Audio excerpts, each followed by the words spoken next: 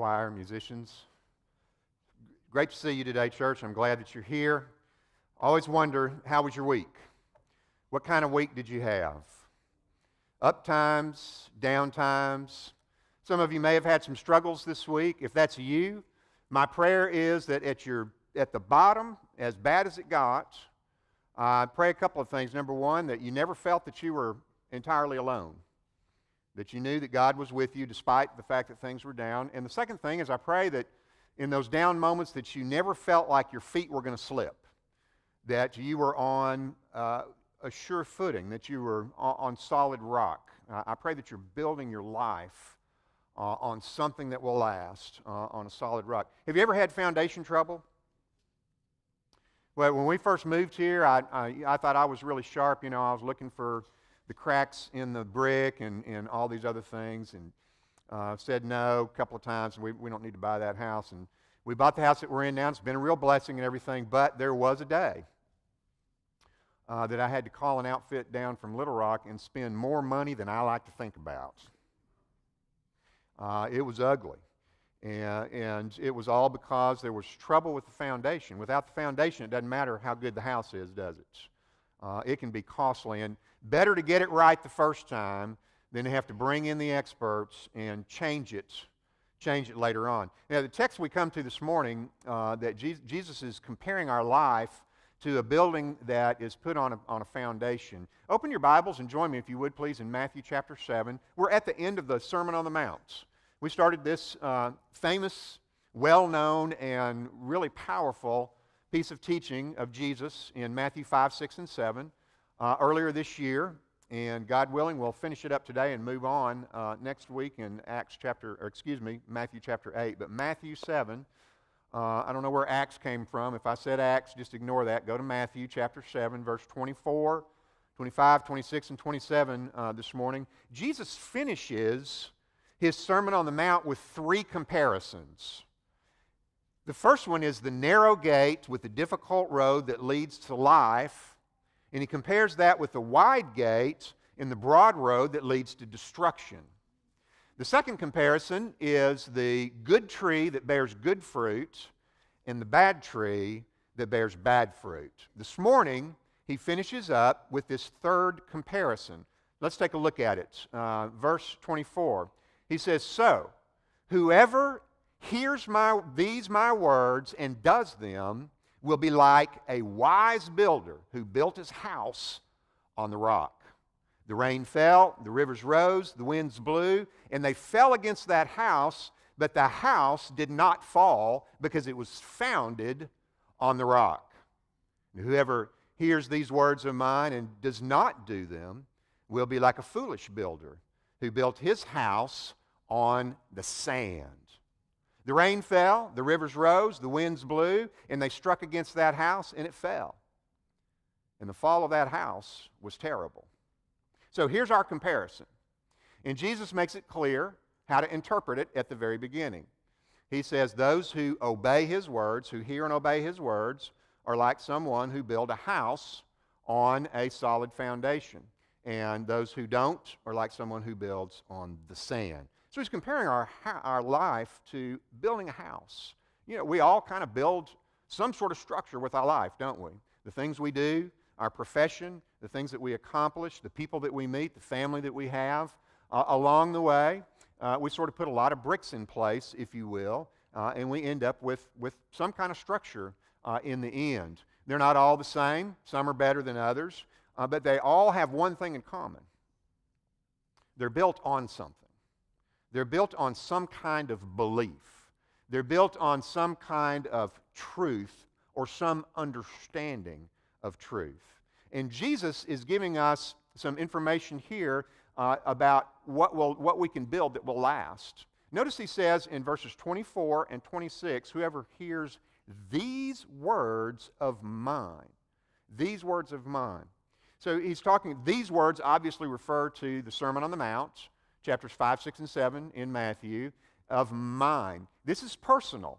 He's not just talking about a philosophy or principles or some kind of empirical data that we can discover and then apply it to our lives and it's going to work. this is something that's very personal. It's got to come from the right source. And he says the right source is himself, is Jesus.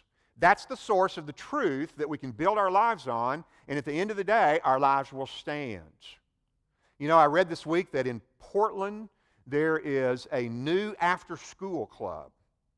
It's a satanic club, and it is specifically aimed at a club that was already meeting there called the Good News Club. Now, the Good News Club is run by CEF, Children Evangelism Fellowship, and they've been working in schools and other places for many, many years. They teach children about Jesus so that they can build their life on a solid foundation. And some secularists, really they're secularists, not Satanists, but they present themselves as Satanists. They're irritated by that. They don't like children learning about Jesus and how to build their life on the words of Jesus by obeying Him. And so they're offering this alternative. They're going to battle with the Good News Club. This satanic club, after-school satanic club, is going to battle with the Good News Club. And they want to teach children that you don't need God to be good.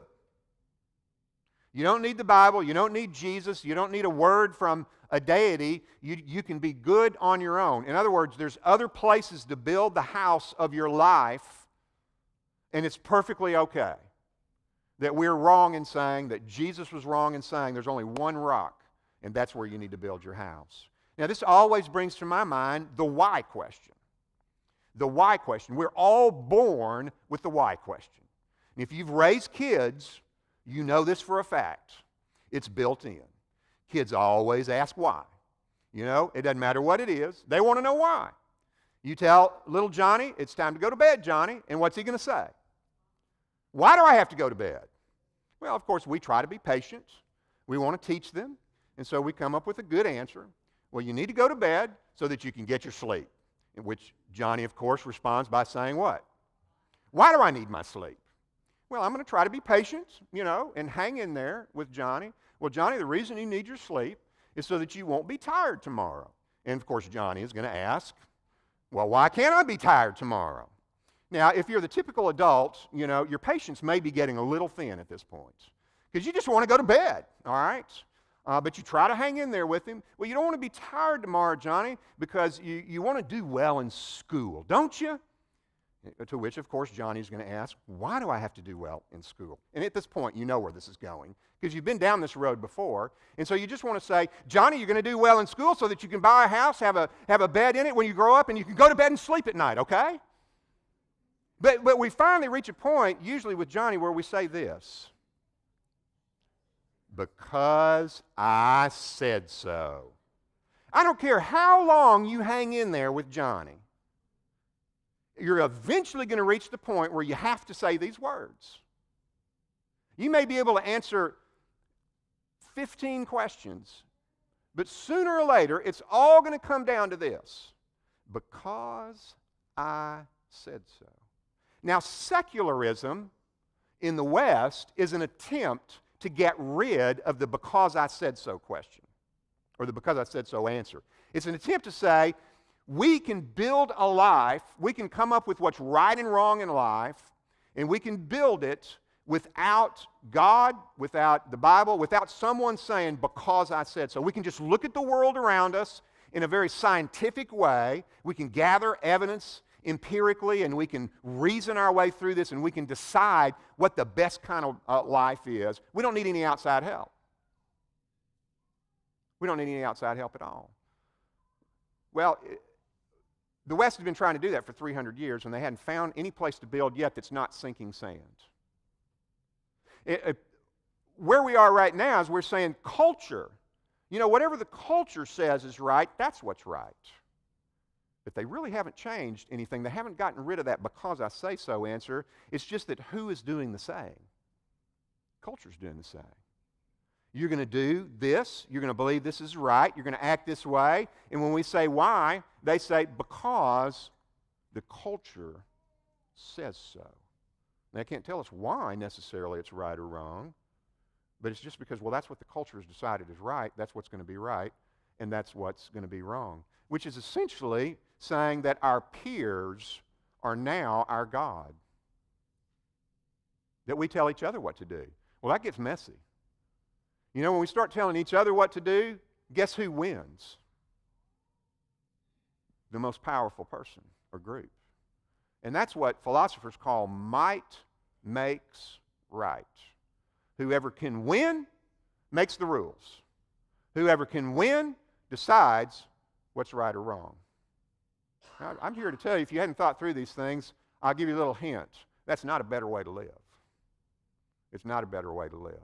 A better way to live is to live by saying, God said so, and He is the ultimate because I said so, not culture, not people that I know, not even me, because all of those will get me into trouble. So Jesus says, these my words. This is where we build, nowhere else. All other ground is sinking sand. I grew up singing those words. On Christ, the solid rock I stand.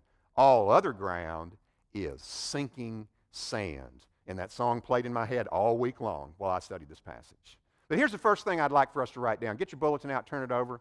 What is real faith? What is saving faith? What is a faith that is worth you building your life on and committing, risking everything for? Jesus is going to show us 4 things this morning, and the first one is this. Real faith is Christ-centered. Real faith is Christ-centered. It's focused on Jesus Christ. The whole Bible is focused on Jesus Christ. Christ is the answer. Christ is the revelation, the ultimate revelation of who God is, what He's doing. The first thing that we have to do if we're going to build a life and a faith that's going to last is we have to say it's got to be built on Jesus. It's got to be built on the words of Jesus. Now, look back at verses 24 and 26 again. The second thing he tells us, he says, these my words, and don't just listen, don't just know, don't just study, don't just teach, don't just preach, don't just publish, but what? Do. Do. Whoever hears these words of mine and does them will be like the wise builder. Whoever hears these words of mine and does not do them will be like the foolish builder. It's easy to listen and to study. And I've met a lot of people along the way that I've talked to them about where they were at in their faith walk and their understanding of reality and their belief in God and so forth, and they love to talk about it. You can sit for hours and they'll just drink coffee with you and talk and talk and talk and talk. But what they don't want, and it becomes clear after a while, is they love the questions, but they don't want what? They don't want the answers. Why don't they want any answers? Well, once you get answers, you have to what? You have to do. As long as we're asking questions, well, we don't have to do anything because we're not sure yet. You know, I've taken that under advisement, and I'm gonna ponder that for a while, and I'll get back with you on it. And as long as I'm doing that, you know, that's all I have to do. This week, a study came out that I thought was interesting. It said that atheist millennials, everyone seems to be obsessed with millennials right now. If you're a millennial in here right now, you're a rock star. Everybody wants to know what you think, what you like, what you wear, what you watch on TV, and everything else. But here's what they came up with this week. Atheist millennials love to go to therapy. They have traded the pew in the church for a couch in a therapist's office. And this particular writer was saying that the reason that millennials love therapy better than church is because in therapy, it's all about me. I sit on the couch, and somebody sits over there and analyzes me and talks about me and asks me what I think and how I feel and what I want to do. It's just the whole world revolves around me. But you come in here, and you sit in a pew, and suddenly you're part of a community. You're important, but so's the person sitting next to you, and the one behind you and in front of you. And you're expected to do something, not just hang out and listen. We're not just here to sit back on a couch and figure out how we feel about things and never come up with any answers. Here's the good news for the atheist millennials. The good news is that when you go to therapy and you spend about an hour in there with that therapist, guess what? Ouch! Costs about $100 an hour. So maybe they'll be back in church. It's a little bit cheaper to go to church. I don't know. But they don't want to do anything. And it's not just millennials. There's no reason to pick on them. That's everybody scared to do. Because once we do, we're moving in a direction. And we may be moving the wrong way. And we might get tentative and kind of back up and say, well, man, let me try going this way for a while. But we can't keep going in different directions all of our life. We'll never end up anywhere. Here's the second thing I'd like you to write down. Real faith is active. It does things. You can tell what somebody believes by how they live their life. And you can tell when people are confused about their beliefs by how they live their lives. Now, here's the hard part. This is the part I don't like. But I can't edit it out. And if I skipped it, some of you should come up to me afterwards and say, you failed today because you skipped part of that text. So I'm not going to do that because I'm shooting for an A+, all right? Look what he says in verses 25 and 27. And when the what? When the rain came down and the rivers came up and the winds blew. Now I want you to notice something. The person who built on sand had the rain, the rivers, and the wind. And the person who built on the rock had what? A sunny day. Right? Because if you obey Jesus and you build your house on the rock, your life is going to be like a sunny summer day, isn't it? Don't dare think so. And if somebody's teaching you that, you turn your TV off. Because it doesn't matter where you build your life, church. The rain is going to fall, the rivers are going to rise, and the wind is going to blow. It's going to happen. Somebody's going to die. Somebody's going to get sick. Somebody's going to lose a job. I'm not trying to curse you. I'm just speaking the truth. And we ask ourselves, well, why? Why can't God say, build your house over here on the rock, and you'll never have a cloudy day? Why doesn't he say that? I noticed that the BBC is reporting this week on a project of the DEA in the United States, the Drug Enforcement Administration. The Drug Enforcement Administration has a project going that is a spy plane. They're building a new spy plane, and the idea was to use it in Afghanistan. And if I understood the article right, they have spent to date $86 million on this spy. Well, I say they. We have spent $86 million on this spy plane. And guess where it is? It's in the hangar. And the reason it's in the news is because they've admitted at this point that it's probably never going to leave the hangar. I don't understand all that went wrong, but here's a plane that's supposed to fly, and it never will. It's going to sit in the hangar. Now, church, that's what I would call an untested airplane. Nobody will ever know, really, if it can fly or not. And the fact is that until the rain falls and the rivers rise and the wind blows, our faith is untested.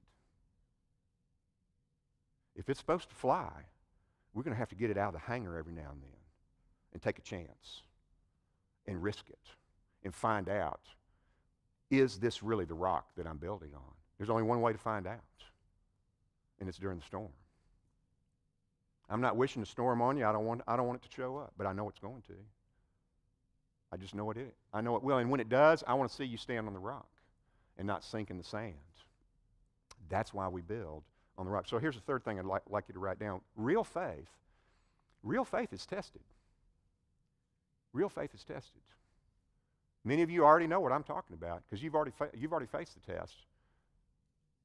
Some of you, maybe you're young enough that you haven't faced a big test yet, but faith will be tested. Get ready. Build it strong. Build it on the rock. And here's the third truth, the good truth. The end of verse 25 and 27. We have this contrast. The first house, all this stuff fell against it, but it didn't fall. Play on words in the original. The second one, all this stuff struck against it, and it came crashing down, and Jesus says it was a terrible crash. Great was its fall, although great in the English language kind of has a positive connotation. I think something like terrible is better way to render that. But here, stop and think about this. Jesus starts out this sermon way back in early chapter 5 in such a positive, uplifting, encouraging way. Blessed are the poor in spirit, for theirs is the kingdom of God, and so forth. And you think, man, this is good. Of course, throughout the sermon, we found that he's challenged us to the core in places, but it just seems odd to Americans and the kind of preaching that we're used to that Jesus would end with this word, terrible. And the fall of it was terrible. I'm done. That's where you end? Terrible? Can't we be a little more positive than that? Why would he end in what we consider to be such a negative fashion? Let me tell you why. There's a reason for it. Because when I first started studying this passage, I was thinking, if I had written this, that's always a foolish question to ask, but I still do it. If I had written this, I'd have done it the other way around and do the negative part about the house that falls and get that out of the way and end strong with the house that stands on the rock so that everybody is, woo, at the end. Yeah, we're going to stand on the rock, but not Jesus. He ends up with the sand. And here's why. Because the rain and the rivers and the wind do represent the testing that we go through in this life, but they represent something more than that. There's another theme that winds its way through this sermon. It begins to come out more and more and more at the end. We saw it in the last text where he says, in that day, many will say to me, and I will declare to them, I never knew you. So Jesus is not just talking about our lives now, here. He's talking about the biggest test that we will ever face at all, and that's Judgment Day. And there's going to be a lot of houses fall on Judgment Day, unfortunately, because they were built on the sinking sand and not on the rock. And all the houses that stand are going to be the ones that are built on the rock. Now, let me quickly add, the house stands not because the builders were good. This is not works salvation. It's not, boy, I've been so good, God is going to grade my house and say, boy, that's a fine house. You need to come on into heaven. Nope. There's no grading of the houses, it doesn't look like, not in this text anyway. The grading is just simply one thing. Where did you put it? Where did you put it? It doesn't matter how good you made it. If it's on the sand, it's going down. And it doesn't matter if it may be kind of shabby, but if it's on the rock, it's going to stand. It's going to stand. That's the issue. And that's why Jesus ends with, to us, something that seems so negative, because Jesus has the ultimate pastor's heart. He is the good shepherd, big G, big S. I'm just an under shepherd, and anyone else that comes and speaks is just an under shepherd. When you come to him, you come to the good shepherd. You find a pastoral concern and love that is beyond anything that we would ever experience in this life, and he cares what happens to people on the last day. He doesn't want anybody to build on the sand and crash. And so his pastor's heart is warning. He's saying, please, make sure you build on the rock. And in case you're wondering why, here's why. Because if you build on the sand, it is coming down. You may not think so in this life, but if it doesn't come down in this life, it'll come down in the life to come. It's coming down. But the rock, it's going to stand. Here's the last thing. Real faith. Whew, I like this part. The tested part makes me nervous. But this part's good. Real faith is what? It's victorious. It's victorious. Now you look around, you may know some testimonies of people who went through some tough times, and it might have looked like that they were out of it. But if they had built their house on the rock, they survived it. They survived it. And their faith was stronger at the end of the day than at the beginning of the day. These kind of things make me nervous. I don't mind telling you. It makes me remember when I went back to seminary many years ago to change careers and get into ministry because Karen and I were sure that God had called us into ministry. And I believed that I owed it to you. I didn't know you back then, but I said, whatever congregation I'm going to serve, I owe it to them to get as much training as I can. So we went to seminary and got some training. And I went to a class for, slow people. Those of us who were already in our 30s and just now figuring out what we're supposed to be doing with our life. And so everybody in there had lived some life. They had families, they had kids, and they'd been through some things. And as we went through that first semester together and I began to hear the testimonies of some of my brothers and sisters in that class, it just about shook me to the core. Here, several of the families in this class, probably about 40 people, several of the families in that semester, they were all people just like me who had been in other careers, most of them doing very well, and decided, God has called me into full-time ministry. Everything in my life is going to change now. I've quit my job. Some of them have sold houses. Some of them moved across the country and just done incredible things, in my opinion, acts of faith to follow God. And here's the stories I began to hear during the semester. Well, we went to the doctor and just found out my wife's got cancer. Well, we went to our accountant and found out that we don't have all the money that we thought we did. We thought we'd saved enough money to do this, but we don't have it. And I'm listening to this, and I'm sure everybody else in the room is thinking the same thing I am. Here's a bunch of people that they've given up everything to do what they believe God's called them to do, and they're getting slammed. What in the world's going on here? And it scared me. I thought to myself, what have I done? But then I began to hear something else coming from these people who were going through these struggles as the semester unfolded. I began to hear that they were having some kind of experience of faith in God's presence and provision in their life that, frankly, I had to admit I had never experienced before. They had something in the testing time when the rain fell and the rivers came up, the winds blew, and the rock was there, and their house stood, even though it was being pressured and it looked like they were going to fall. They found some new strength and faith and excitement in God that I didn't have. Now, it put me in a difficult position because I felt schizophrenic. You know, I was jealous of what they had with the Lord. I was like, man, I want that. I want that deeper walk with the Lord. But then I was thinking, whoa, I don't want what they're going through.